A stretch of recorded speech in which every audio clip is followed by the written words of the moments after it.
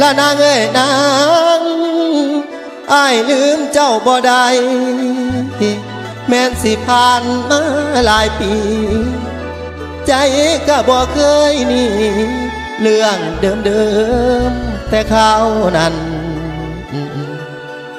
วันเดือนปีสิหมุนใหญ่แต่ใจสายอ้ายคือเก่าน้องไปเป็นเมียเขาอ้ายนั่นเหงาอยู่บ่แล้วมันเป็นแปลวอยู่วางสวง